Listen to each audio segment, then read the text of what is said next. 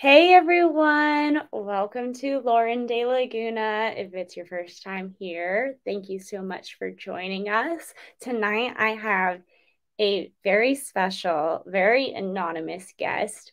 Um, I am interviewing a Twitter anonymous account known as Karlyn Borysenko's Brainstem, but the handle is just Karlyn's Brainstem, right? Yeah, Karlyn Brainstem. Yeah. And you are a Twitter account that is the parody for, oh, and before we get started, you're using a voice changer, right? So this is not your voice. Well, here's what I'll say because we just had a really nice chat. I want to just say in front of everyone, hello, Lauren, and I'm really excited to speak with you. Thank you so much for inviting me. Thank you for being here. You're welcome. And yes, this is a voice changer. And if you don't like the girl, we can always change to a boy. Whatever you want, you sound great either way. I'm just excited to talk about Karlyn because Karlyn Borysenko is one of my favorite political figures, one of my favorite pop culture figures. And so I'm excited to chat about who she is and her story and her involvement in politics and why you troll her.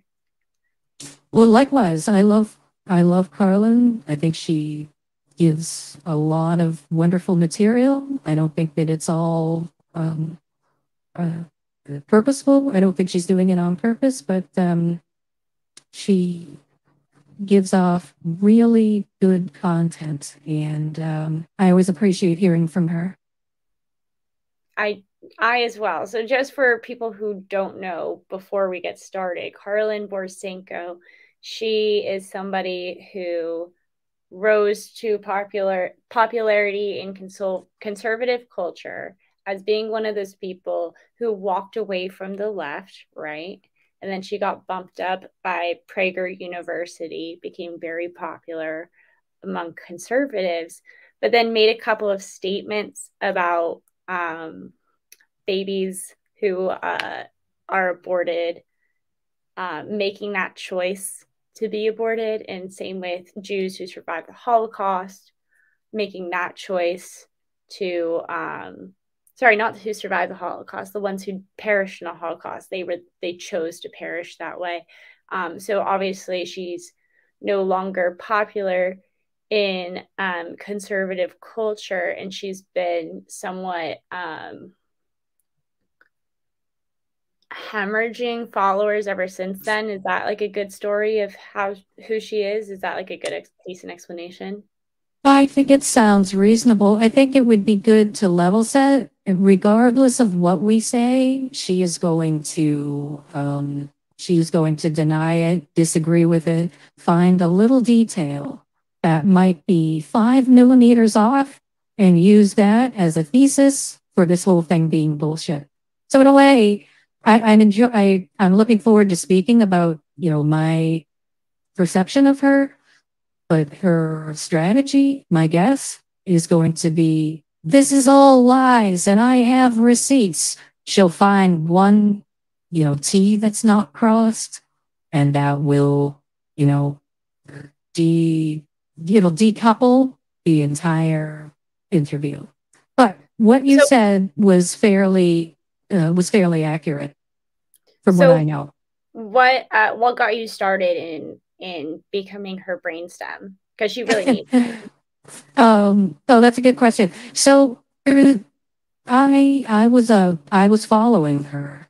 There's a chance that I'm still following her, not under this account, but um, I wasn't a fan or anything like that. But I found her to be fascinating because I just felt like her behavior was terrible to her followers. I couldn't understand why.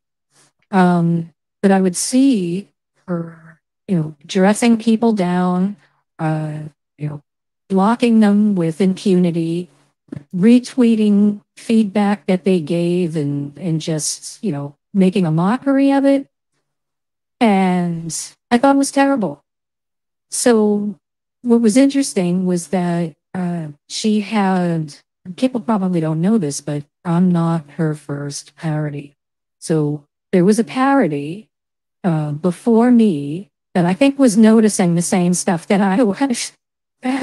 And whoever it was doing a masterful job. When do you think Uh, that parody, the not you parody account, but the parody account before you, when do you think they started? oh, I don't know. Probably, oh, probably not too long after she, became visible, but I couldn't tell you. Okay, so there's a lot of stories with Karlyn Borysenko. So there was two incidents that I think were really pivotal in her career. So there was the hotel incident where she walked into a hotel with a MAGA mask, like every single other person who was staying at that hotel, pretty much every other person, because the conference was a bunch of MAGA people.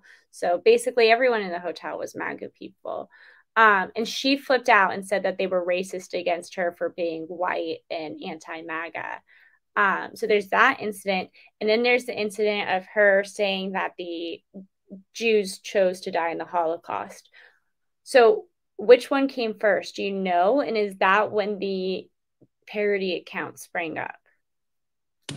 The, the parody was covering the Hotel Ingleside thing.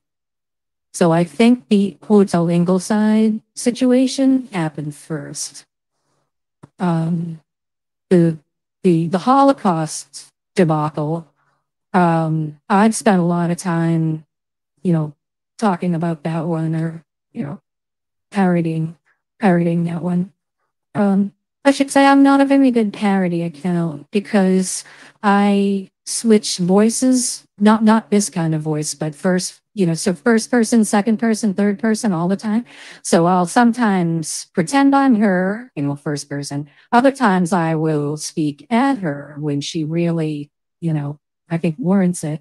And then other times I just talk about her because I can't help myself. So I failed parody school. I am not a good parody account.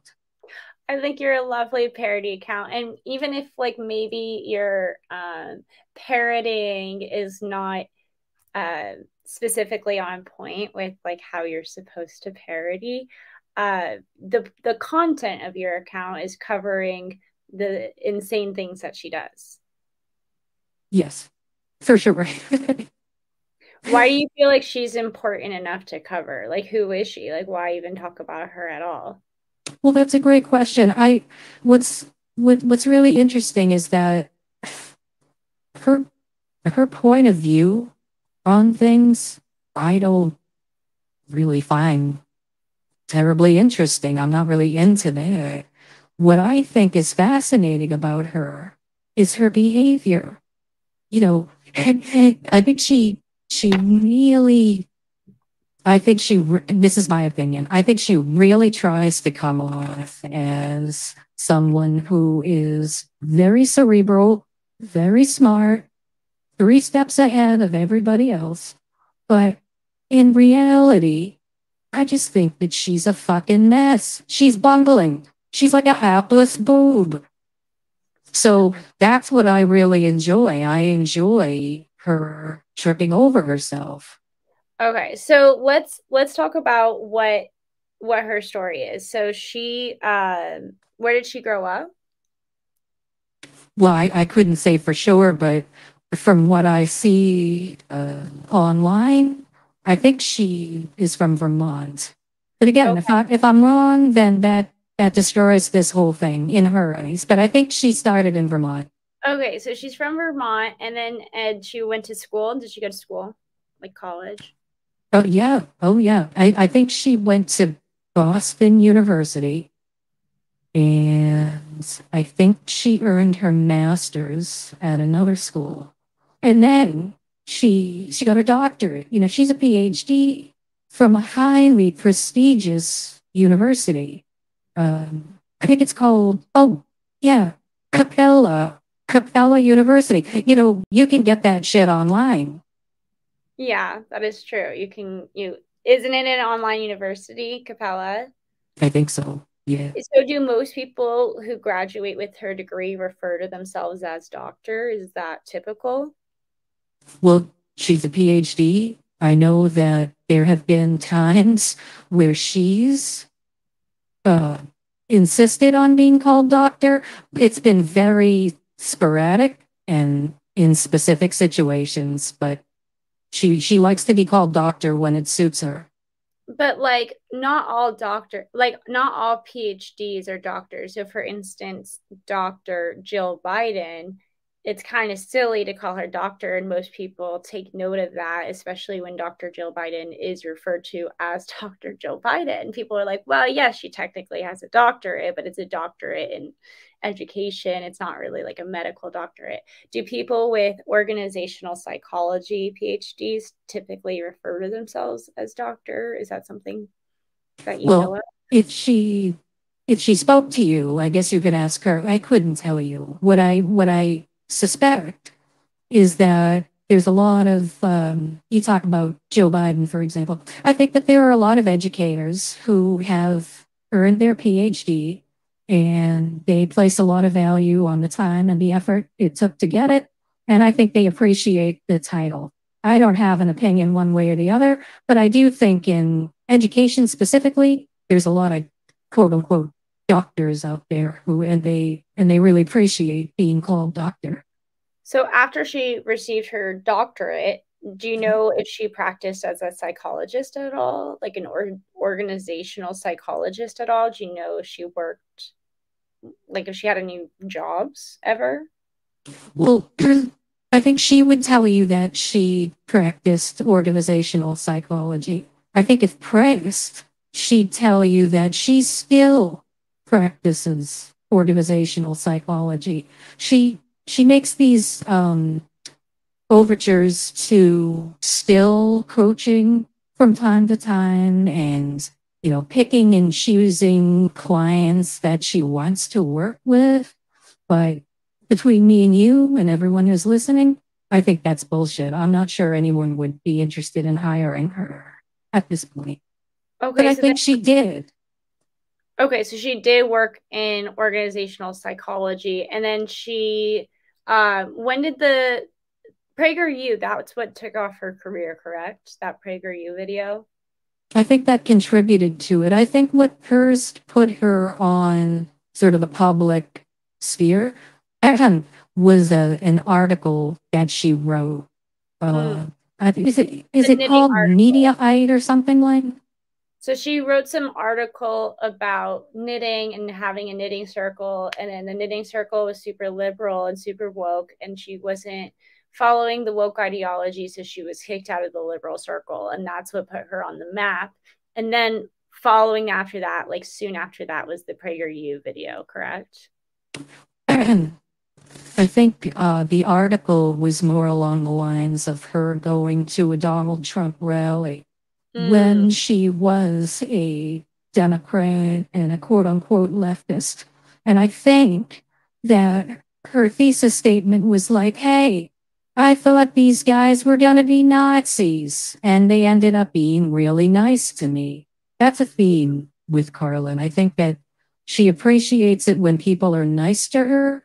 And if she feels slighted and feels that she's being disrespected, then, all bets are off and things go upside down fairly quickly. But I think this article was about how her eyes were opened to Trump supporters and that they were normal, regular people. At the end of the day, I'm not sure it was a great article, but that's what got her some interviews on Fox and stuff, I think. And then you're right.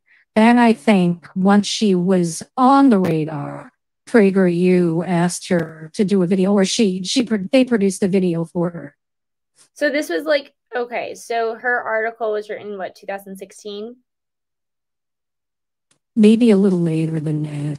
Do you I know when think she got I her think it PhD? was maybe it was 60. I know it doesn't exist anymore. Much to her chagrin, they took it that article doesn't exist anymore. But I want to say, Lauren, that it was later than 60. Okay, so she wrote that article, got herself on the map, PragerU, that was sometime 16, 17. And then Later she than had that. like a really good, decent following, right? She was working with some pretty good names like Brandon Straka, right? Hmm. Hmm. And she was doing well for a few years, right? Or no? I think so. I guess it depends on how you'd characterize doing well. I think that she, um, She you had know, with, fans. She had people coming to her first thing and watching her, and I don't yeah, know. yeah, I think she had some sort of involvement with this, I think it's called the walk away movement. And that Mhm. is Brandon. It sounds like you know better than I do, but yeah, Brandon Straka sort of founded that. And she was part of that group, or I think she would tell you that they had asked her to be sort of a kind of an unofficial, participant. So she traveled with them and spoke with them at a lot of walkaway rallies. And that lasted for like years. I don't know. It probably, I think it was in the twilight of the Trump presidency. So if I had to guess, I would say probably 2020. Okay, so she had her thing going, and then her first downfall was at that hotel. Was that the first issue that she had where things Well, started to go south with I think her? personality wise, I think she had a lot of issues. But I think one of the biggest of note was that at Ingleside Hotel issue in Wisconsin. Yeah. So, what exactly happened with the hotel incident? Can you explain, like, what? Because I was a fan of hers during, so immediately prior to this incident, she was with like Walkaway. And I remember I was a fan of hers. I watched as she actually seemed to get attacked by some Antifa people, and that was on video. And I was like, oh man, Karlyn, go fight the Antifa people or whatnot. Mhm. And then that hotel incident happened, and I was like, Well, yeah, no. let me break down a couple of things for you. And again, a really quick disclaimer for you and for your viewers. Mm, As you and I give our recollection of these events, she will pick it all apart and claim that the whole thing is a lie because we're going to get little details wrong. So let's stay at a high level, okay? So the um, the first thing I'll say is that the this idea with Antifa, I think it was BLM. I think it mm, was Black yeah. Lives Matter. I think she would say that Black Lives Matter chased her and Mhm. Mike Harlow and the rest of the walkaway people. I think it might have been in Texas. But here's what I noticed. One of the videos that she made about it, she couldn't resist throwing it in there that she didn't want to go to that part of Dallas in the first place. She sort of knew. So they had their events or whatever, and somebody, I don't know if it was Mike or Brandon or someone else, wanted to get in their car and go to where this BLM gathering was. And she couldn't resist saying, like, I didn't want to go. I warned them that we shouldn't do it, but they had to do it. So I went along, and then all hell broke loose. And I could have told you that. I told them this was going to happen. That to me is another theme about Karlyn. Like, I knew this. I told you. You didn't listen. And now you're fucked. So I think that's sort of important. With the Ingleside, I think the same thing. I think I remember some Well, video do you of not believe her? Do you think it's possible that maybe she did actually say, "Hey, like I don't want to go to this thing. Like I think that BLM will be atrocious." I wouldn't be surprised. She probably did. I think to me though, it goes back to the behavior. You know what I mean? It's like, look, I'm positioning myself as a friend of Mike, Brandon. I stand for what they stand for. And Mm, so, I don't know, this is the way I was brought up. Like, if I'm, you know, close with some people or whatever, and some shit goes down, I sort of focus on the shit that goes down. I don't like have to put in there that it was someone else's fault, not mine. There's always a little bit of CYA. You know what I mean? Like I know Yeah. better. That's kind of my point. I'm gonna look for an example of her behavior so that I can give you that. Sorry, this is my Twitter, but so I should have just gone to your Twitter.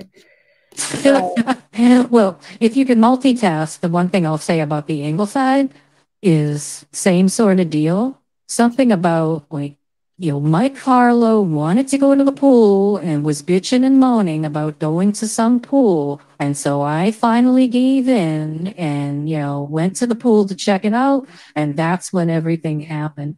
I mean, maybe I'm the only person that this bugs, but it's just this sort of like, you know, repeated behavior of absolving yourself of all responsibility and pinning it on someone who's supposed to be your friend. yeah, like okay, so here's an example of her. Well, this is her getting mad at me.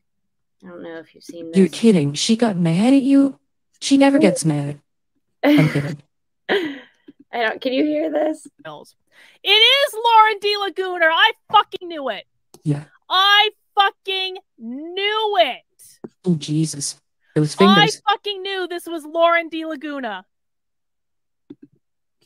Thanks for the money, Lauren. You absolute fucking psychopath. Jesus. Did I call that shit or what? Yes, you did. You knew. See? Did I call it? Oh, Yeah. did I call that? You see what I mean? To be fair, though, she did moments before guess that Turtle Twat was Lauren De Laguna. So I have to say. Yeah, but Lauren, I think we all have a certain level of an ability to forecast. But do you spend your life reminding everybody about every little thing that you were right about? I mean, if you did, no one would want to hang out with you. And you seem like a nice person. I can't imagine that you do that all the time. Well, I was looking for the videos that I had of her. Okay, do you have any videos on here that you think are particularly enlightening as to like her behavior? Oh, there's too much to choose from. I mean, I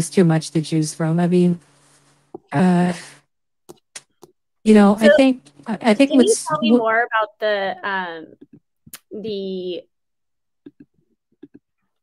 the hotel situation, because I want to know, because I've heard several stories about this, and I see Mike Harlow in chat. Hey, Mike Harlow, that's pretty cool. So I see I've heard several stories about this. I heard that she like went to the hotel and then she was saying racial slurs and she was running up and down the hallways and that she was screaming. Now, I wasn't there, so I don't know. But do you know anything about what happened at that hotel? Well, I can tell you, I would have loved to have been there. But, high level, I think her recollection of the situation was that she was unfairly yelled at in the pool because she wasn't wearing some sort of bracelet that she was supposed to wear. And she didn't like the way that she was, confronted.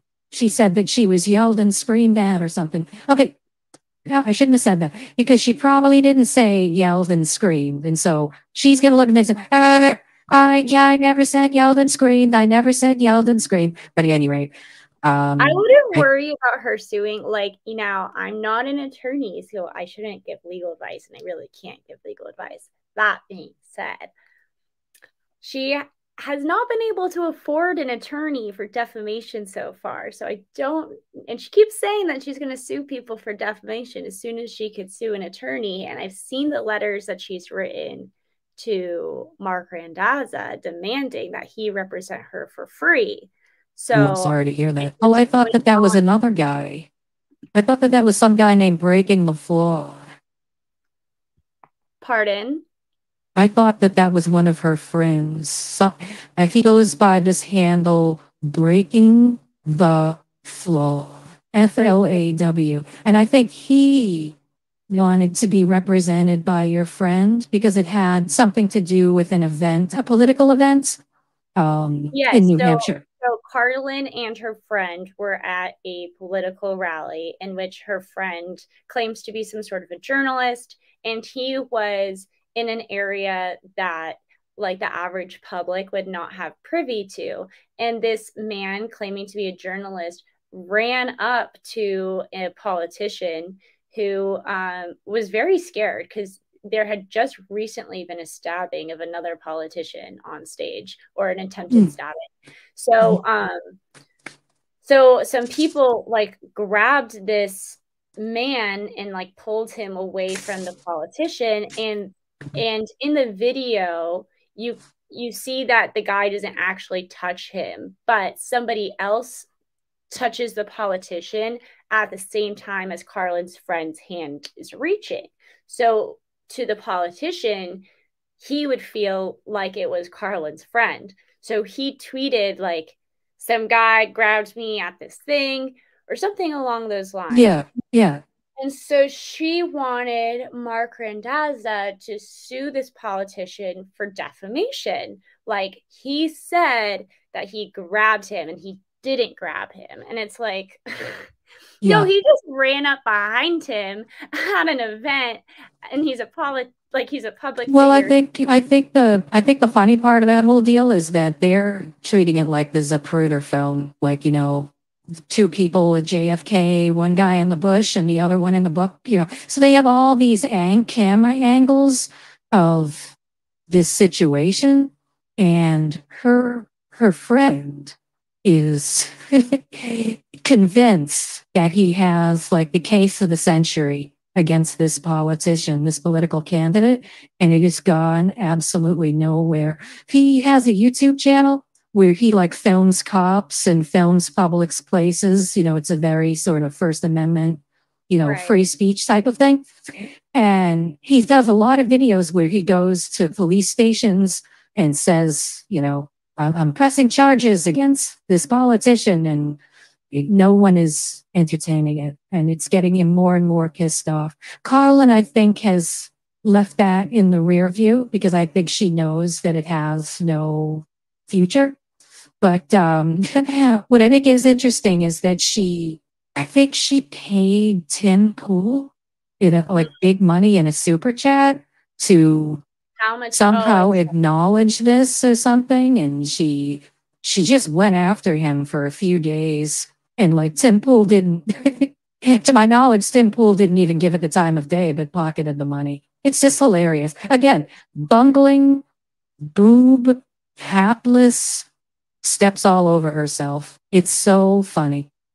So okay, so she had that hotel thing. She didn't have her wristband. She was screaming. From my understanding, from I have heard, I'm not from someone who was there. She was, and I was there, so I'm hearing, you know, other people talk about it who were there. They said that she was saying negative things about the Black staff who were working there. She was using racial slurs. She was making loud sounds up and down the hallways. So, yeah, I think the sequence of events was that she got yelled at the pool, complained to a manager. I think part of her complaint was something along the lines of like, you know, there are going to be a lot of influencers here like me. And so you guys are going to get like crucified on Twitter. So you better like, you know, be respectful, something along those lines. And then later in the night in her room, her side of the story, I think, is that she was hopped up on some sort of medication that was like making her very sleepy, and she was in stage 4 of REM, probably with like surrounded by Pringles and, you know, Whopper wrappers. But I think what the hotel claims is that she was running up and down the hall, banging on guest room doors, telling them to be quiet because she was trying to sleep. And so security was called. so she was banging on doors telling other people to be quiet? Yeah, because she was trying to sleep. Okay. That's their side of the story. That's their, she doesn't, she says that she was in her room the whole time. But apparently the witnesses knew, the guests, when the security said, like, who is this person? They all pointed to her door. Oh, So, I think if I'm putting two and two together, security connected, the fact that that was Karlyn to the earlier exchange with the pool and the, management. Like, we need to get this fucking bitch out of here. So and they kicked her out. how quickly after that was the next incident, which I think was a major incident, which was the Holocaust slash aborted fetuses choosing that demise? I'm not sure. Like, as a little Not the postscript, I think the Ingleside was serious because they had a bomb threat the next day. There was like a wedding there, and they had to evacuate the entire hotel. Fucked up a wedding Do you think that because, was? I mean, you don't know for certain, but do you have any indication that that might be her? Like, if that was a guess, do you think that might have been her that well, caused it? I think the theory, and I think even the Ingleside might have said this in the statement that they got flooded with calls the next day. I mean, flooded with calls and nasty, electronic messages about kicking Karlyn out. And Mm, eventually it culminated into a bomb threat. I don't think that there's any evidence that it was one of her followers and not a guest, but I think the reasonable assumption would be that she did have a lot of followers at the time. She was publicly broadcasting that she got kicked out of the Ingleside. And I think that animated her followers. My opinion is that animated her followers, and her followers flooded the Ingleside. um. Okay. I think this comment is interesting. The simple fact is, you make your living speaking about the world stage people, and you do not even acknowledge how. I think he means libertarians work. You're wasting your time, and I think he's referring to Karlyn. But yeah, no, So I don't know what a Luciferian is. oh, really? Go a Luciferian. I was kidding. I agree with you. It was probably libertarian. Oh, I was gonna say, like, am I missing something? Like, am I an No, idiot? Is Luciferian like a thing that I should be aware of? But no. anyway, no. Yeah, So so you I do wanted have to? another. Did you Yeah, want to talk about the Holocaust then? yeah. So like so that was a few months after the hotel incident. I don't know how long it was after. I If don't. you had to I'm like not guess, sure. With that, if you had to like guess like a relative time, like was it like a year after, a few months after? my guess would be maybe within a year. That would just be Okay. a guess. So like within a year, then the Holocaust thing happened, and that was the total demise for her Yeah, I career. think that was a big, sort of thing. I can share that. Would you like me to share the tweet with you? Sure. Yeah. Okay, let me see if I can pull it up here. Yeah, I have other Hmm, tweets that I could share as well. While you're looking for that, I'll Here it play. is. Do you see this? Oh, actually, yeah. I'll pull up Can yours. your Here can you your go. viewers see it? Okay, so I'll let everyone read this, but why don't I just read it? And should I read it or Yeah, just let go for people it, read it? girl. Okay, Or so boy. I don't I don't know who yes, you are. they do. Everyone who died in the Holocaust chose to die in the Holocaust before they were ever born because they collectively. I should also mention that Karlyn does not have a good relationship with spell check or Grammarly. So anyway, everyone who died in the Holocaust chose to die in the Holocaust before they were ever born because they collectively wanted to understand the experience of ultimate oppression. That's why Hitler went to heaven. Now, here's what I think is missed in this whole thing. That's But the go ahead. best part. That's why Hitler went to heaven. That's the part I always forget. That's why Hitler went to heaven. What? Well, see, so here's let me give you a little bit of you know, commentary on her defense of this. Okay.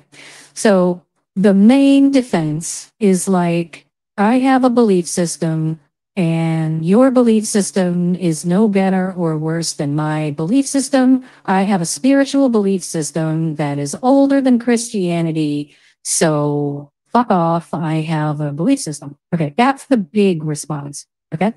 But then here's what I think is really interesting. Since, after people rightfully crucified her over this tweet, she tried to change the narrative. And her narrative is God loves everyone equally, including Hitler. And so Hitler went to heaven because God doesn't pick favorites. Okay. But Okay. in my opinion, Lauren, no one has ever held her to account for the way that this is written. If you read this, she's saying that, okay, people chose to die in the Holocaust because when they were in the spirit world, they wanted to experience oppression. But read it again. That's why Hitler went to heaven. This reads like Hitler was rewarded for killing people because they wanted it. And that's what how I she take it. refuses to, that's what How she does she refuses to talk not about. take it that way? Like, how is it not? Sorry, maybe I misunderstood you. How is it not taken as Hitler is being rewarded with heaven for killing the Jews because they wanted it, because the Jews wanted oppression? How, like, sorry, can you one more time, Karlyn, explain to me as her brainstem and all, you would know what she's thinking. So there, well, I don't know what she's thinking, but what she says now is she's like, God, my God loves everybody. Everybody goes to heaven. God is all loving, so everyone goes to heaven. That's part of my belief system. That's how she tries to write off the Hitler part of this. But the Hitler part of this, as it's written, looks like a reward. Hitler was rewarded Yeah, and that's for doing what these babies in the spirit world wanted him to do. And in my opinion, people like Hunter Avalon and other people who have like tried to come at her for this, they missed that part. I think they missed an opportunity. They could have really, I think, put her to task, held her to task, but they were so sort of wound up about the sort of like the high level of it that they didn't sort of like, they couldn't pin her, and they should have pinned her on this because this is unacceptable. how do they She's not saying pin that her? Hitler was He's not a rewarded for good man. behavior. Like, now I don't, I've had Hunter on my show twice. I think he's a nice person. I personally disagree with everything he says, but he's not dumb. How did he not pin her on this? And then, But and also, well, let I think me you're answer being that. Can I too can I nice. can I take a stab at answering Ah, that? go ahead. Okay. So it goes back to what I said about Karlyn picking apart little details that don't matter and then making that the big thing. So when she went on his channel and he confronted her with this, she interrupted him repeatedly. She changed the thesis statement, said something like, oh, Hitler was an atheist, so you're an atheist, so you're a Hitler supporter. Like, just, people, I guess they call it gaslighting now, but it's just, it's a very base, unsophisticated way of arguing. So I don't blame him for not catching her on it because he couldn't get a word in edgeways. I mean, you can watch it. It's pretty painful. Her behavior is terrible. And then she just hangs up on him and runs away. No, like, I'll give you an example. So I'll share my screen now, and okay. So I have been arguing with her about the law, and now I am not an attorney, but I did graduate law school. And congratulations. Thank you. So here's an example. So no, it doesn't, because they did defamation per se. So one of her subscribers is trying to say, hey, like, yeah, you could file a defamation suit, but the thing is, you're still a public figure, so you're going to have to get over that hurdle. So now I'm not an attorney, but from my understanding, being a public figure changes the mens rea element that you need to prove. So that means that changes the element that the plaintiff needs to or yeah, the plaintiff needs to show that the defendant was thinking. Mens rea meaning like, what is the defendant thinking? What is their mindset? So if the plaintiff is a public figure, then the defendant has to be thinking with malice when they say the statement. But if if the plaintiff is just a regular person, like an average Joe, and you lie about them, you only have to be negligent in your lying. So they're trying to say, you're a public figure, so you're going to have to show that. Say against me because they accused me of serious crimes like pedophilia. They accused me of being a pedophile. That's real. That they have no evidence that I committed. They accused me of sexually harassing people when there has never been a single sexual harassment complaint filed against me. So no, this is not correct.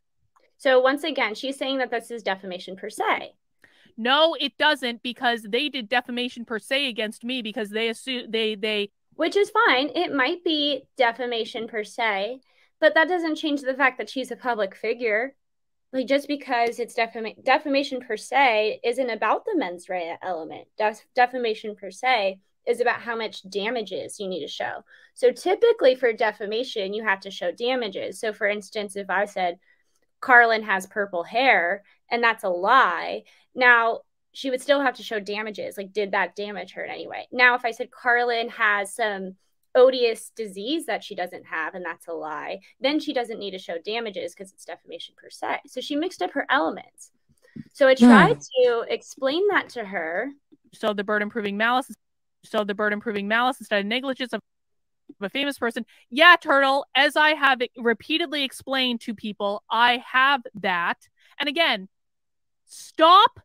I don't even care if you paid me a super chat. Stop giving legal advice on the internet. You guys really fuck up people's lives when you give shitty legal advice on the internet.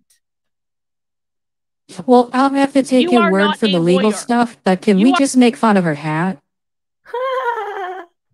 I mean, we have to. We have to take a minute to pause and look at that hat. It's a great hat.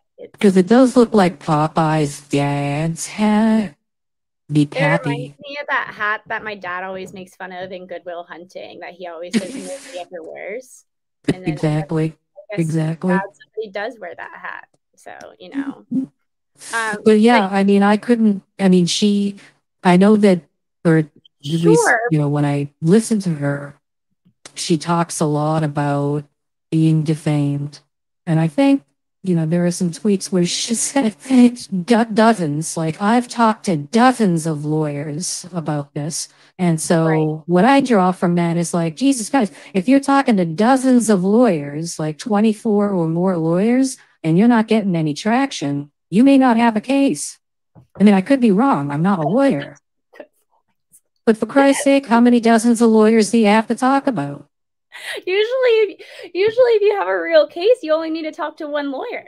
You would think. Yeah, I mean, someone should be hot to take this case. That's funny. That's funny. She's funny. She's hilarious. I mean, don't ever change. I think she's great. What cracks me up about this here, like, I'll replay it because she goes, yeah, that's what I just said, and that's what I've said 100 times. And it's like, no, that's not what you just said. Like, what? So the burden proving malice instead of negligence of a famous person. Yeah, Turtle, as I have repeatedly explained to people, I have that. And again, you have what? Stop. I don't even care if you paid me a super chat. Stop giving legal advice on the internet. You guys really fuck up people's lives when you give shitty legal advice. Didn't she just give shitty legal advice by telling people that even if you're famous, as long as you have defamation per se, you could start suing people at a lower standard of Lauren, can I give you some advice? Legal advice? I thought that was decently shitty legal advice, but I don't know. I'm not a lawyer, so like, well, what do I? But neither is she. Can I make a suggestion? You're analyzing her from a rational point of view. You're thinking rationally and reasonably.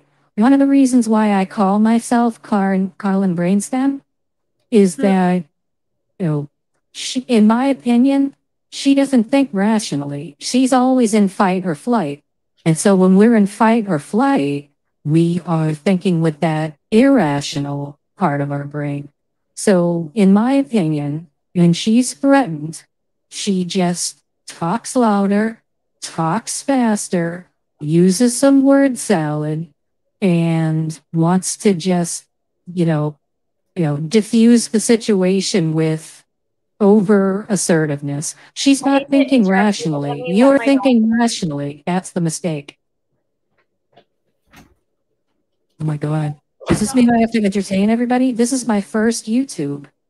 You're Oh, doing a hello. great job. You are just killing it in the YouTube world, and I hope you continue. Maybe you can make your own little YouTube channel with like a bunch of little Karlyn clips. That would be pretty funny. Oh, Lauren, I don't see that happening. I'm spending way too much time on Twitter as it is. The internet. So here's a. You are not a lawyer. I am a So you want to lawyer. hear something funny? What? So she, when she was somewhat accepted by the sort of like the other influencers, right? She got into a tiff with this person called Shoe on Head. Do you know who that is? Shoe on Head? Do any of your viewers know who that is? But I used to be a fan of hers, and I remember her complaining about Shoe on Head. So I couldn't even tell you what they were fighting about on Twitter, right? And this is just the best of my recollection. Karlyn made some comment about Shoe on Head's intelligence, or what she thought of as lack of intelligence, right? And Shoe on Head was masterful. She did this response where she talked about the bell curve and how she was like at the top of the bell curve. And I don't know anything about bell curves, but she was being self-deprecating on purpose. Right. Okay, yeah. that's so funny. And so, and so Karlyn didn't get it. And so she was just like, she didn't realize it was a joke. That's so funny. I think you cut out, maybe your mic cut out, or maybe I cut out. One of us cut out. Maybe it's your voice changer. I'm just going to let this play until I hear you. You are not familiar with my case. You are not one of the dozen lawyers that I've talked to about this situation. I don't need your input on it, and other people don't need it either.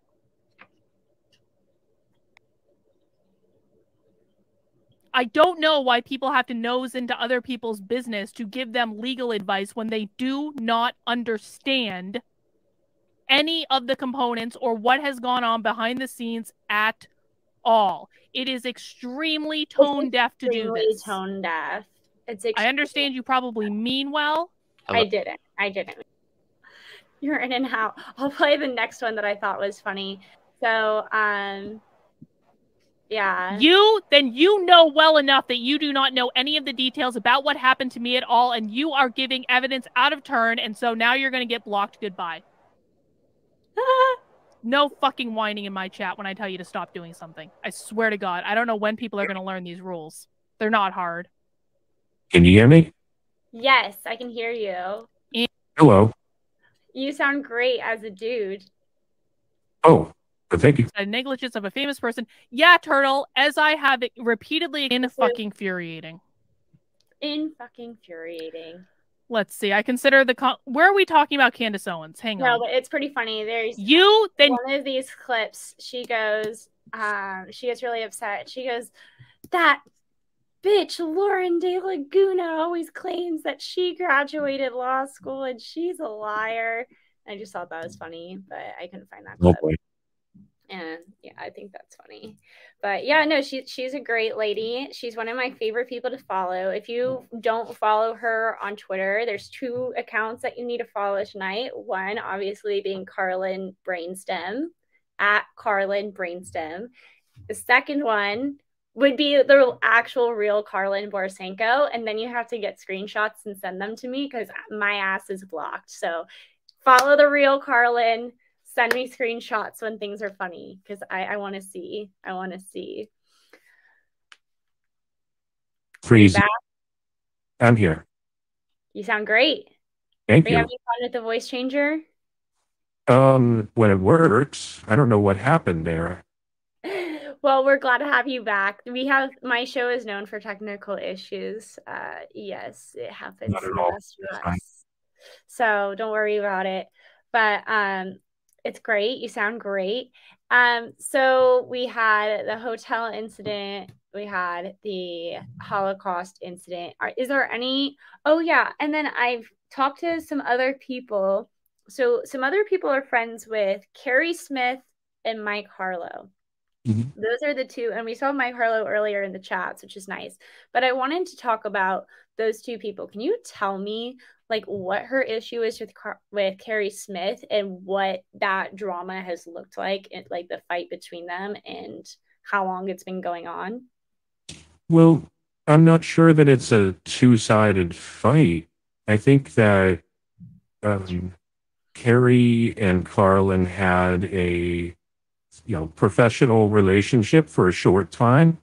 And I think if you were to ask Carrie, she would say that there were some signals coming from Karlyn that Carrie sort of, perceived as like, Karlyn had some issues. And so I think Carrie just wanted to quietly distance herself from Karlyn. And again, this is just third party, but I think, Carrie would say that Karlyn didn't take kindly to that and started to make public a lot of, her dissatisfaction with the fact that they didn't have a relationship anymore. And it just spiraled and spiraled and spiraled. And,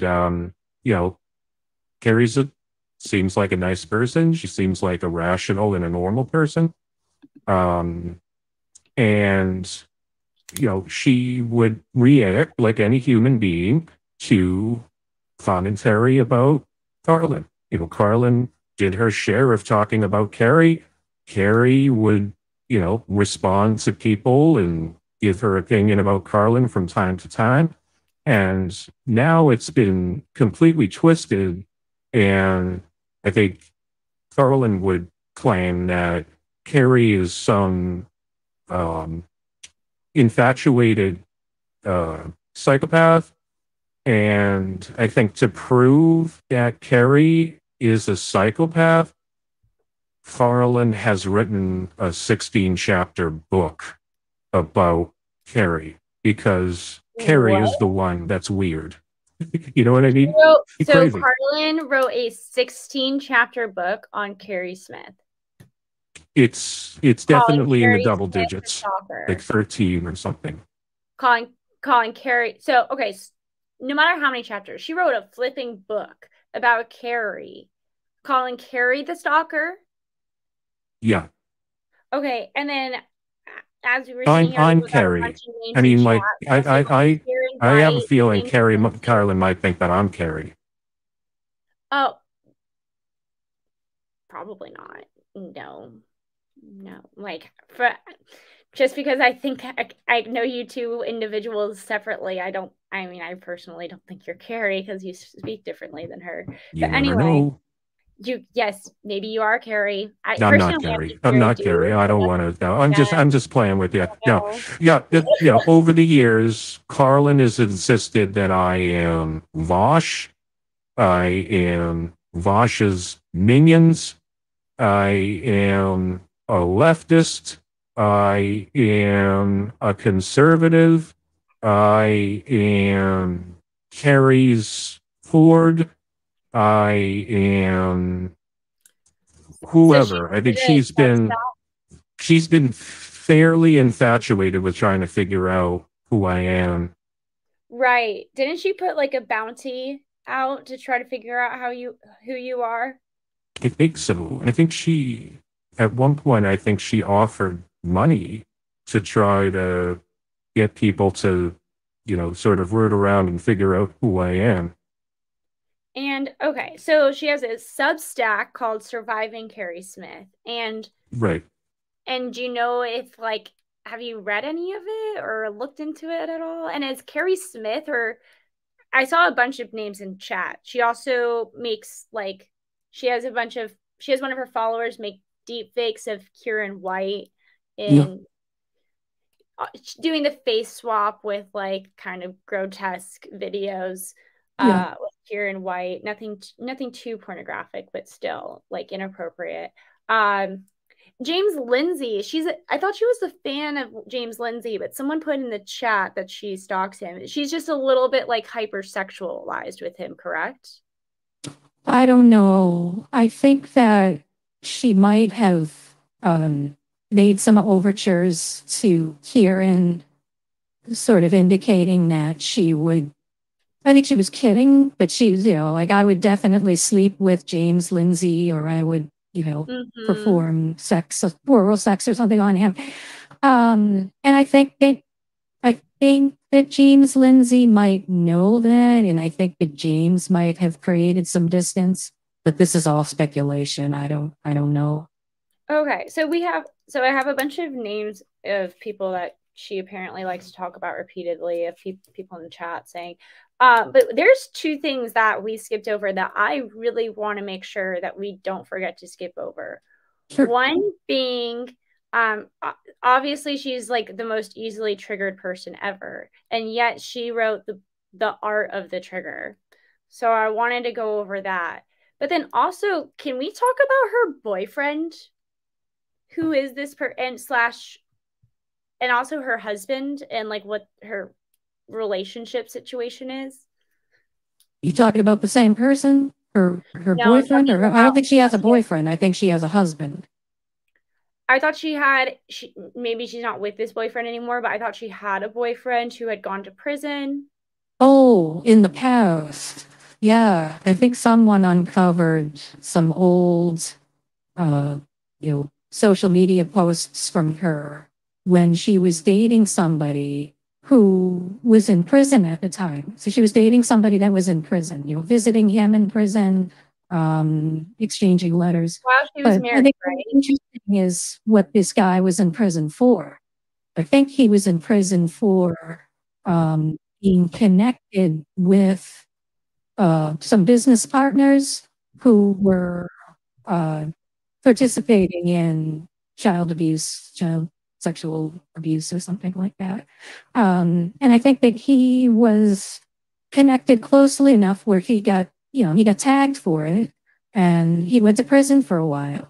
But just like the Ingleside, just like the Hitler thing, just like everything, it's never her fault. It's never her friend's fault. So according to Karlyn, this guy was wrongfully accused, and he pleaded out because they were going to give him life. And so he went against, sort of like the honest way of dealing with it, and ended up copping to something that he really didn't do. It wasn't him, according to her. Hmm.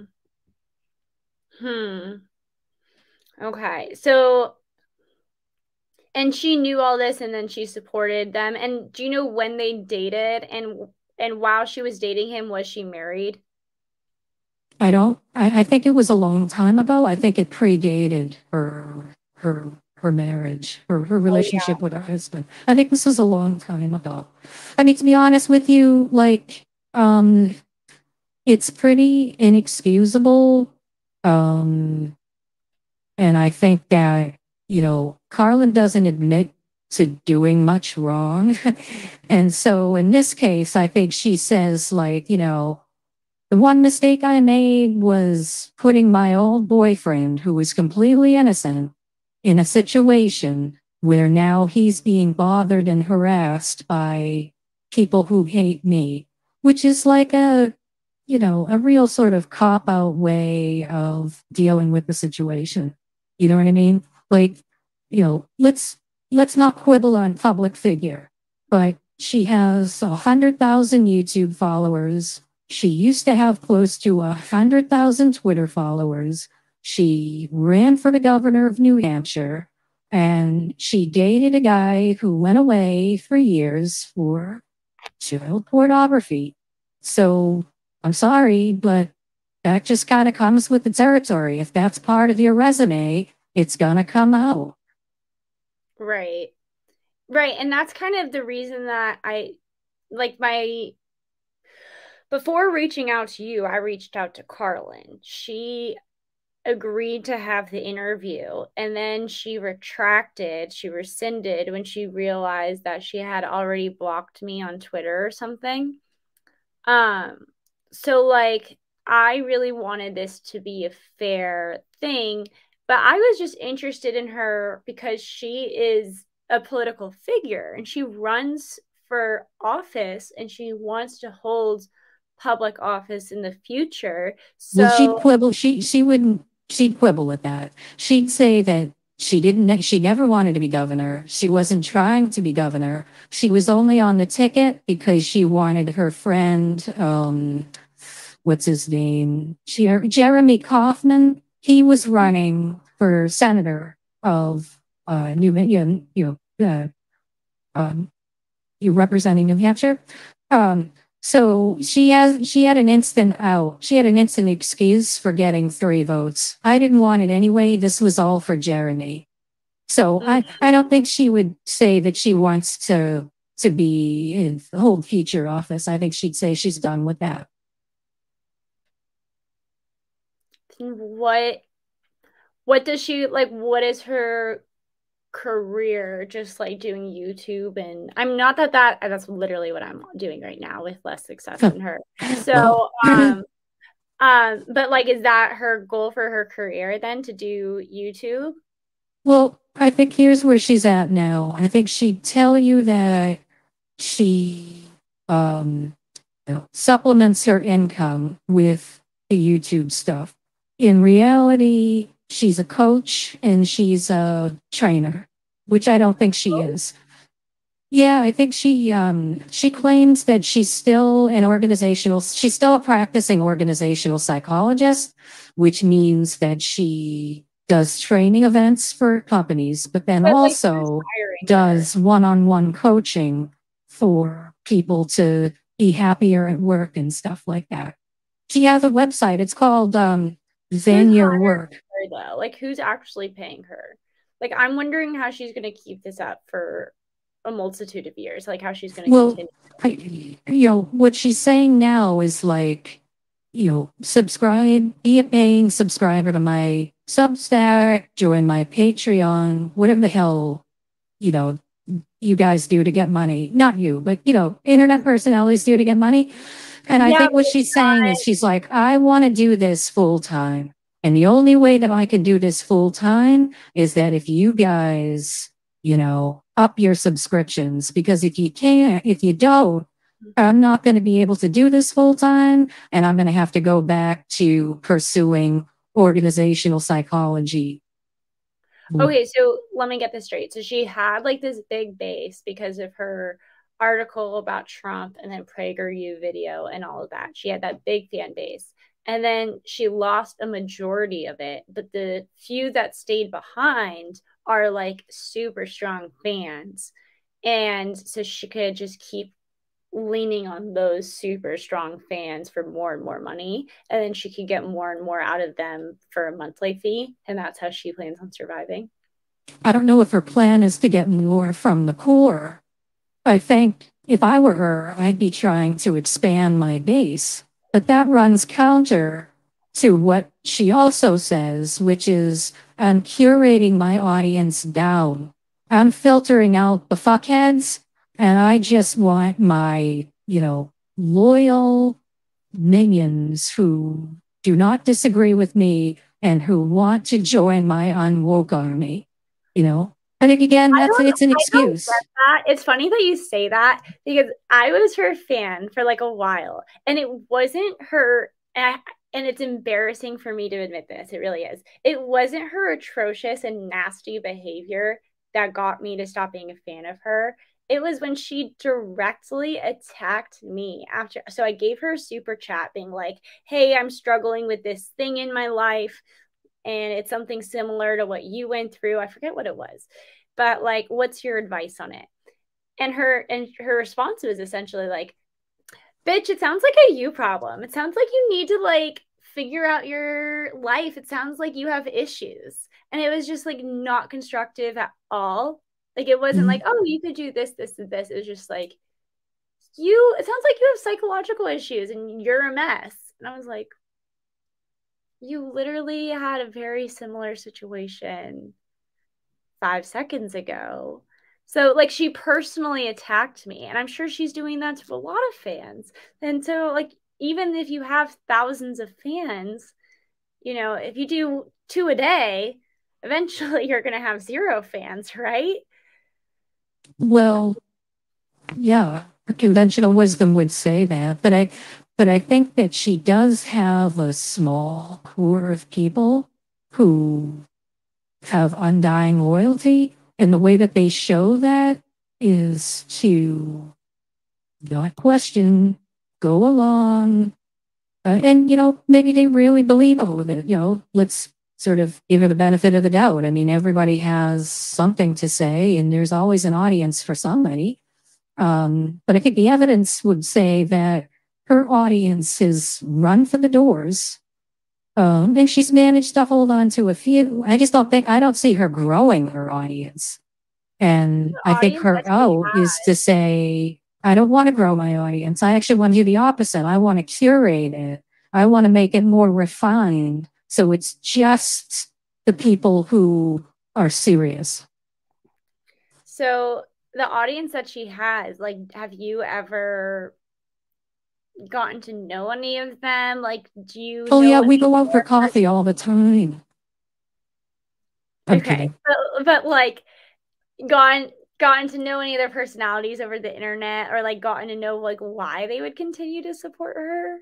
So, like I said, I'm not a good parody. And so sometimes I will tag. Oh, thank you. I will tag some of the people that she interacts with, including some of her followers. So she's got a couple that are real hot tickets. And so I'll tag them. But they don't, to their credit, they don't they don't engage with me. I mean, I have mad respect for a few of them. A few of them won't block me, but they don't give me any oxygen. You think they don't block you because they want to see what you have to say? Maybe. When you block someone, can you see what they had to say, but they can't see, or can you both not see each other? Well, Chris, you'd have to ask Karlyn herself. She's infatuated with blocking, being blocked, how to identify people who have blocked you, how to, I don't know, get their vital statistics, where did they go to elementary school, just everything. So I don't know Twitter that well, to tell you. Yeah. Yeah, I don't really block people that often. I'm not on social media. The funny thing is I'm only on Twitter. I don't, I'm not on Facebook or TikTok or LinkedIn or whatever those things. I only do Twitter. And so I have, a real profile. And this has just sort of come up because I think that her behavior is really, really funny. I think she's funny. She's my favorite person to follow. She absolutely freaks out. Yeah, I don't like, I can see some people in the chat that I've interacted with on Twitter, and thank you for watching. I think you're all great. And my advice would be just don't get outraged with her. She's just put a 1 in the chat if you have any social media account that is currently blocked by Karlyn Borysenko. I'm just curious, like, what percentage of the people in chat are personally blocked by Karlyn? I bet you it's like almost everybody in the chat. She blocks a lot of people, like a lot of people. Yeah. So we got Wednesday so far. Oh, we got two twos. So some people don't really know her. So if you are not personally blocked by her, then you mostly. Well, if she goes through this, if they're, I I wouldn't I wouldn't be surprised if she audits this whole list of people and preemptively blocks them if they're not blocked, because she does block people who either follow me or communicate with me on Twitter. She's pretty bossy. She bosses her followers around. Like, if you keep engaging with this person, you'll be blocked. You've been warned.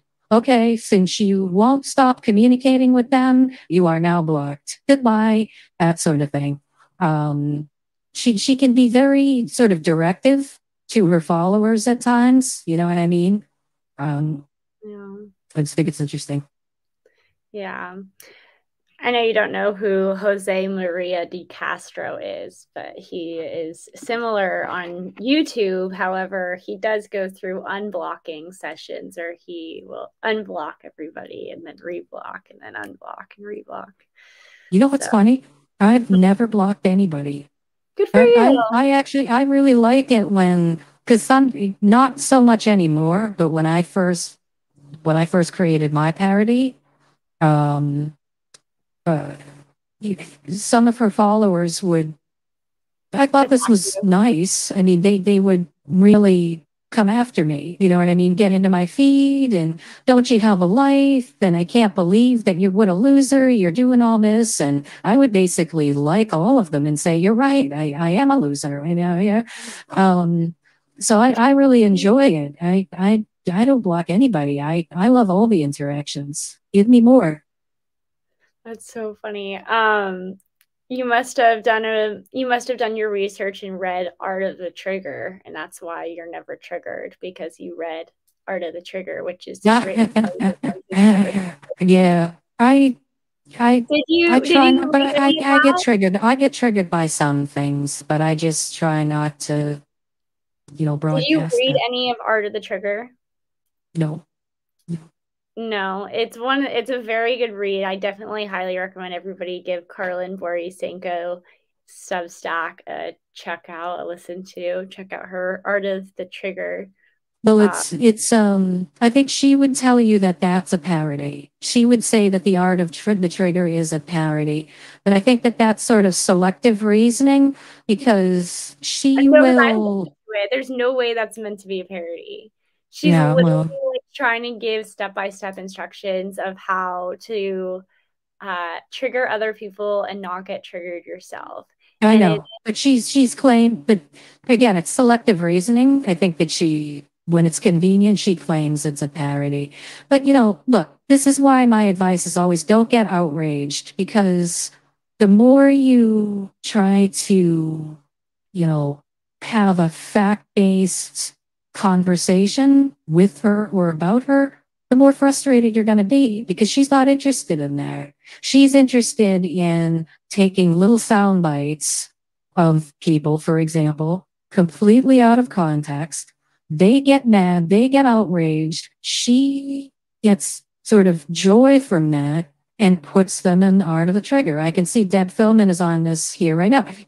The triggering of Deb Philman, because, she takes a little clip of Deb Philman, like 2 words in a much larger, salvo that Deb said, right?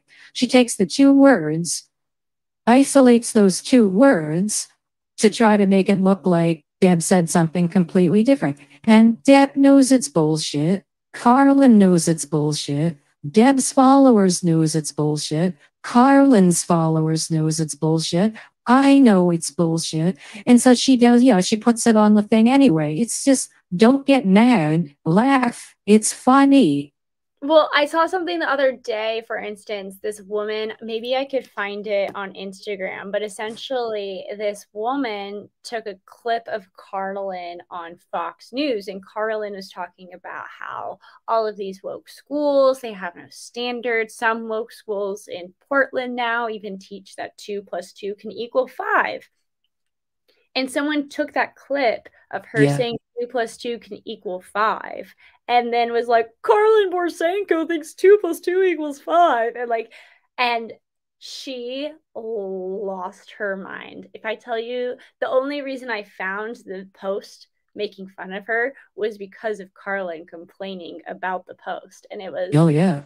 Yeah. the Oh, meltdown of that was just unacceptable. I so mean, and I think that the guy apologized to her, and that apology wasn't sufficient because, like, I think an influencer, some guy, I don't know who he is, but someone did a YouTube about that, took it out of context, like took it for what for what he saw it as, and then he discovered that, oh, that was taken out of context. So he did another video and he apologized to her, but it wasn't sufficient. Not a good enough apology. He got her name wrong. He made a crack about her hair. So that nullified the entire apology. It's, how can you not make a crack about her hair? I mean, come on. Like, and she's a straight woman.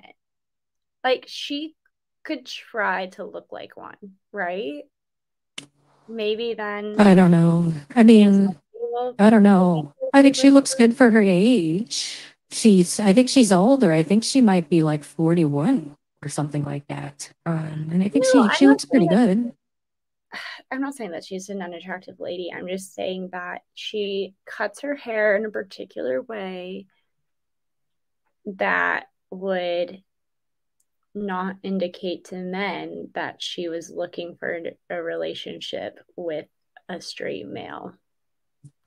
Well, she's married. I guess maybe she's just. But doesn't she date other men while she's married? Like, for instance, didn't she want to have sex with James Lindsay while she was married? And didn't she? And then also she reunites with her pedo boyfriend from jail.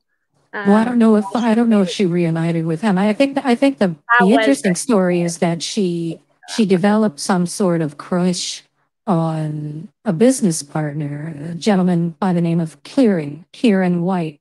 So lovely guy. The one that she made like this face swaps of. Yeah, that's right. Yeah.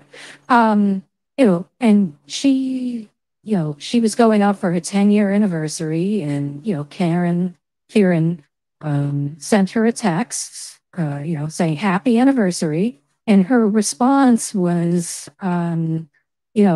this may not be good timing, but I've developed feelings for you. And I have seen that. Yeah. So it kind of went back and forth. And always an L. Now the narrative is these text messages have been doctored and photoshopped.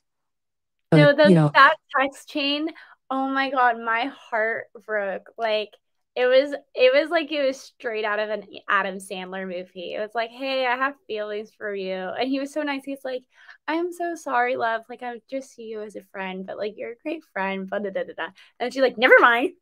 Fuck you. You're an asshole. Like, well, the best part was that it was all in response to him saying, enjoy steak. Not enjoy your steak, not enjoy the steak, but Karlyn, enjoy steak.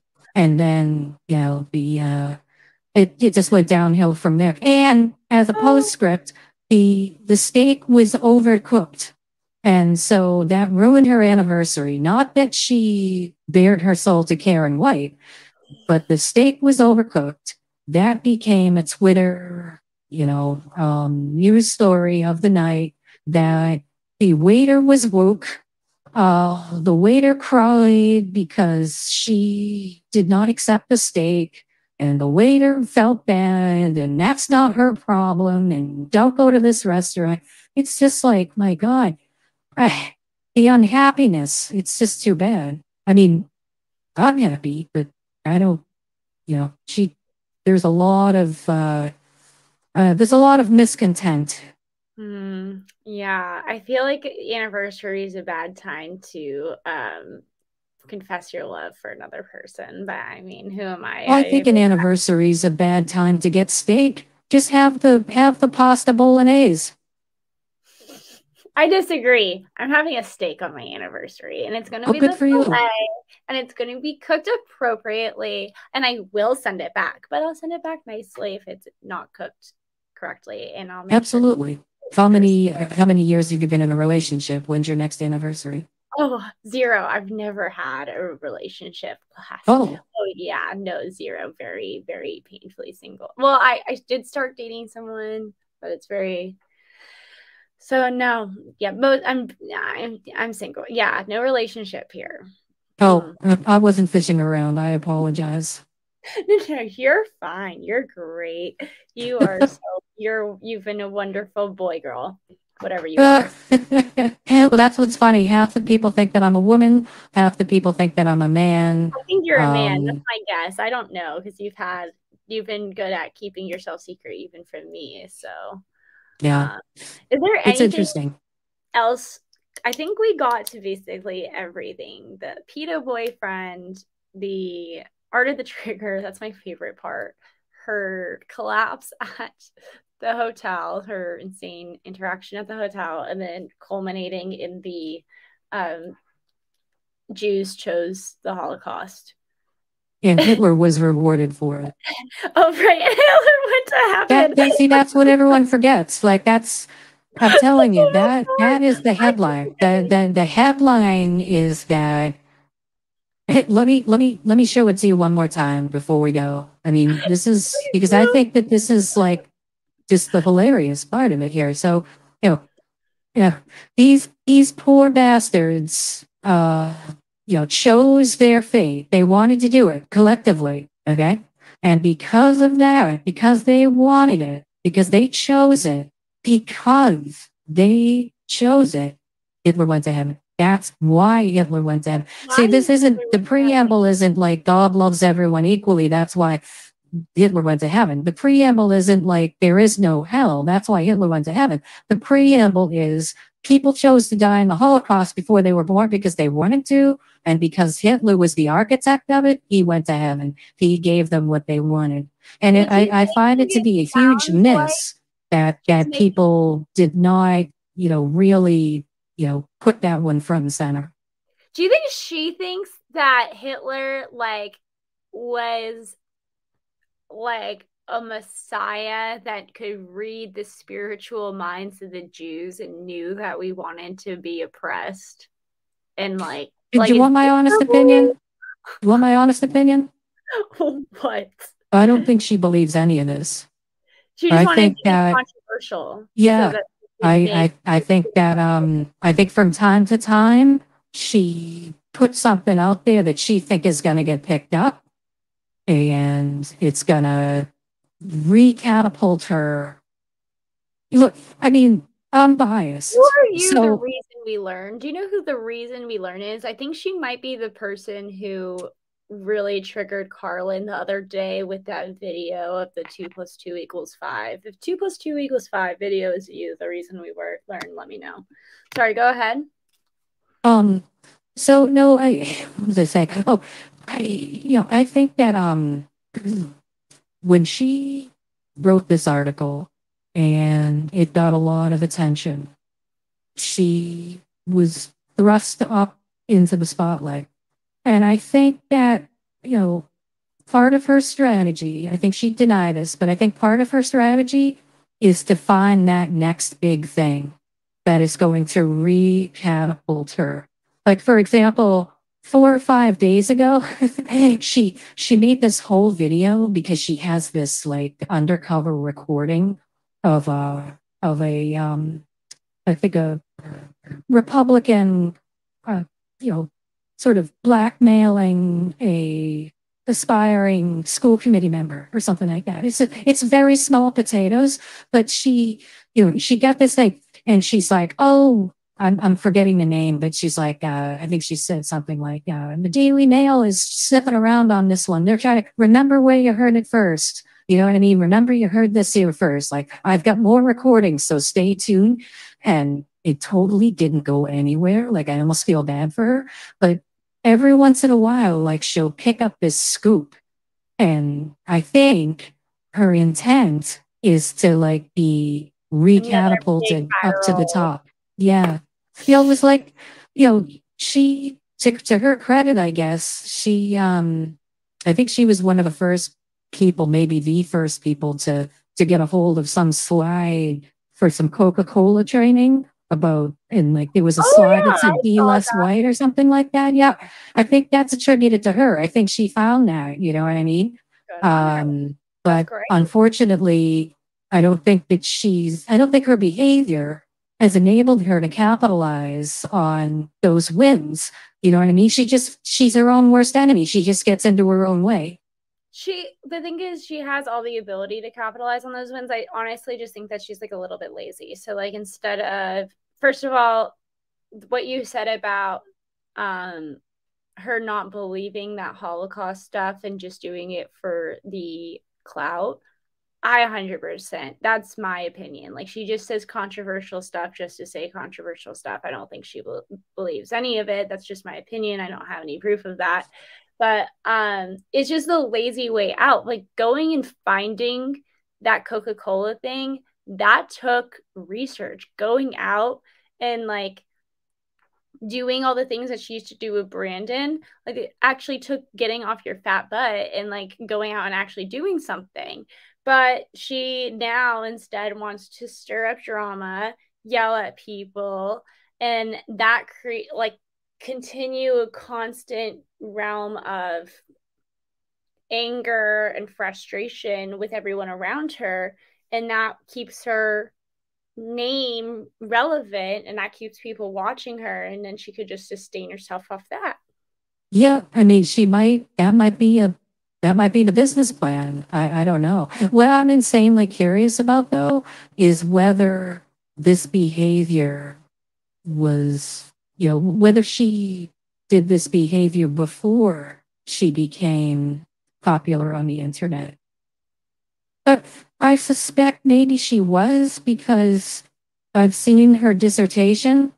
And what's really interesting, her dissertation is about workplace bullying. And she claims to be a victim of workplace bullying. And very true to form in the, I can show you the acknowledgments section. Hang on Yeah, one for sec. sure. Yeah, it's like a dedication. I just clipped this for your viewers here. Just put this up here. Can you see my whole screen, like where my mouse is right now? You're not showing anything yet, so you have to press. Oh, I'm sorry. Hang on one second. You're good. It's kind of confusing. It takes a while to learn how to deal. But can you see my whole screen? Yep, here? I can see Okay. everything. So, what time is it where you were? Right now it's 8:30. Oh yeah, you're on the West Coast. Okay. Yeah. All right. Okay. So at any rate, so let me just blow this up just a little bit. Okay. So I'll just read it, see if you can't read it. I would be remiss if I didn't thank the targets of workplace bullying who bravely shared their stories with me. Each of your contributions impacted this work and will hopefully help others who are going through a similar ordeal. And believe it or not, a small sliver of this project must go to the people who targeted me when I experienced workplace bullying, along with those who supported them. Really, you see, I wouldn't be where I am today if I hadn't experienced ordeals like the stories contained in this dissertation for myself. In many respects, these experiences opened my eyes to how organizations really work, and were the wake-up call that pushed me towards the work I was meant to do. So, to Seth, Steve, Paul, Nancy, Betsy, Lori, I sincerely hope that each of you finds the perspective to know that treating another human being like I was treated by you or under your watch is never okay. Years later, I can forgive you, but I truly feel sorry for you. So, that's very Karlyn, like A, I'm the victim, and B, even though this is my dissertation and this is an academic treatise on what is essentially a clinical subject, I just can't resist. I've got to call out I almost have to get the last word and call these people out. So that's part of crazy. me believes that she was always like this. Like, this is not professional language. Like, this is supposed to be professional writing for a PhD. This was her dissertation to receive her PhD. Yeah, well, we're not talking about Harvard here. Thank you for clarifying. Okay, continue. Yeah, no, so it's just, I mean, but my point is that, look, I don't know her. I mean, I was a follower on Twitter. I still might be a follower on Twitter. I find her behavior to be, horrifying, but at the same time, almost like a parody of herself. Um, and when I see little things like this that are, public knowledge, I just found this on the internet. I wonder if, she's always had these tendencies to, sort of be the one who is persecuted and the one to, sort of, call people out and get the last word in. I don't know. I mean, I can only go by what I see. Why? Okay, does Capella University ever be like, no, like this is not a professional, or do they just graduate everyone who pays? I don't know. You'd have to ask them. Because that is not a professional. Like, how imagine being a professor and you're supposed to be like grading someone for a PhD dissertation, and it's basically like, well, Lori, yeah, bitch, you shouldn't treat me poorly. And here's your stories of you treating me poorly, in my opinion. And I deserve a PhD so that I could call myself doctor from now on, and then get mad at anyone who doesn't refer to me as Dr. Karlyn Borysenko. Well, here's what I'll say. I think that Capella, my understanding is Capella is a for-profit college. And so, for-profit colleges, I think, are there to make a profit. And, I think I can remember years ago, for-profits were held under some real scrutiny because they weren't very, let's say, sort of discretionary in who they were getting in. They just bring everybody in. So my guess is I don't criticize her for that. I mean, if you need to get a degree, it would seem to me that that's probably one of the most expeditious ways to get a degree. And but if it's a for-profit and they're not really, that I don't know, I guess partial to stuff like this, then yeah, they just let her get away with it. Not a big deal. She probably didn't go through a huge defense of the dissertation. Yeah, do they even have an oral defense that she's required to do? I don't know. Maybe you have to sort of play Tetris or something like that. I don't know how you defend your dissertation at Capella, but my guess is it's not very hard. I'm trying to put your link here so that everyone knows. Well, listen, while you're doing that, I just want to say that I really enjoyed this conversation. I think that you are a lovely person. I think that you asked very insightful questions. I felt, instantly at ease speaking with you. And I really want to thank you for inviting me. I had a great time. Yeah, thank you for being here. I'm so glad. I'm so glad that you came. I know that you were second choice after Karlyn, because Karlyn was the first choice. But you know what? You're first place in my heart. I'll tell you what. Well, thank you. And who knows? Maybe she'll. Well, I know she's gonna watch this, and maybe that will inspire her to speak with you. Do you think she would? I would be fair, right? I think I would be really fair to her. I would give her a fair shot to explain everything. I would like her to explain the pedo boyfriend allegation, right? That's fair. I would try to hold her to that. I'd like her to explain the hotel stuff. And then I would like her to explain the Holocaust tweet. And then if she could explain those three things and convince me and a group of other people who are currently not on the Karlyn train, then I think that she would be able to convince a lot of other people that like maybe she isn't completely a nut job and off her rocker, and maybe she is redeemable.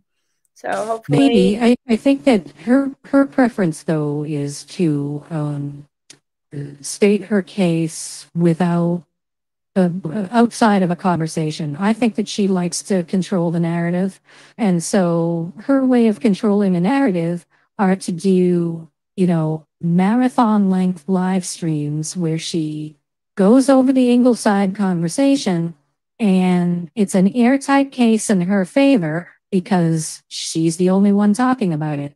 But I think that she resists putting herself in situations where she's going to be questioned, there's going to be some digging.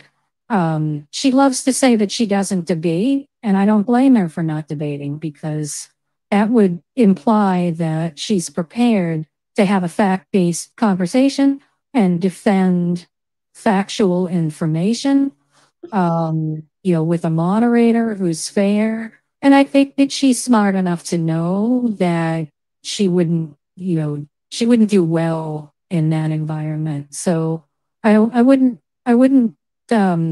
hold my breath. I don't think that she's going to be on your show. well, No, yeah, no, when I invited her, she told me, well, you obviously don't care about the truth because if you actually cared about the truth, you would watch my live stream on it. Like I've already explained it multiple times. I've already done a live stream on it. But I think the reason most people don't, Karlyn, if you ever watch this, the reason that people don't believe you is because you don't let someone ask you about it. well, that's that's it. But that's a you problem, not a me We didn't problem. even get to her supporting Eliza Blue. Did you see that? Oh yeah. I think she's starting to slowly backpedal on now because like lately she's like, well, I don't agree with Eliza on everything, and that's some new stuff. The original thesis statement was the way I sort of took it was like the end justifies the means. It was like, look, we all have shady paths. We all do things that we all made mistakes, but what matters is what we're doing now.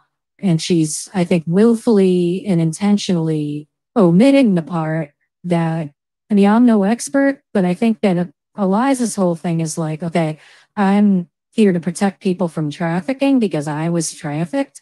But if she wasn't trafficked, well, then, that sort of negates the story. It's almost like George Santos, you know what I mean? Like there's a shitload of people coming to, Capitol Hill wanting him to step down because they voted for him on information that was factually untrue. Well, people voted for Eliza. They voted with their emotions. They might have voted with their donations. I don't know. But they voted on a bunch of bullshit. And so to me, the end does not justify the means. I think Karlyn's arguing, well, it doesn't matter what she did. It matters what she's doing now. But if what you're doing now is based upon what you said you did, or you said what happened to you, that calls your integrity into question. But I think what people are really looking at, especially with the Karlyn Eliza thing, is Eliza made a comment about how the age of consent shouldn't be like a static age. It should be the community leaders or whatever getting together and deciding the age of consent per each individual child, and indicating that children should be allowed to have sexual relations with adults. And oh my gosh. Oh yeah, that's the libertarian thought experiment. Yeah, she keeps saying it's a libertarian thought experiment. Yeah, that's her out. You know what I mean? Like, so, yeah, she can, sort of, do these little, she can play footsie with that premise that, it should be up to the people and it doesn't really matter. But then when people sort of pile onto her, she's like, well, obviously you don't understand what a libertarian thought experiment is. So, and that's the other thing. It's like when she, when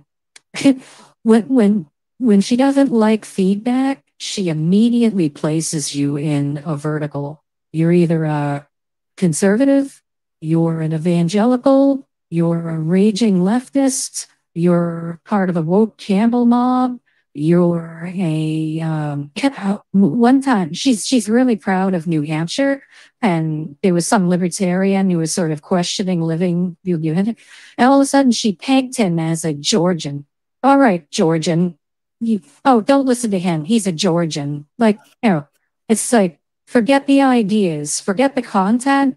If they are a conservative, they're not to be trusted. If they're an evangelical, they're not to be trusted. You know what I mean? She loves that. That's interesting.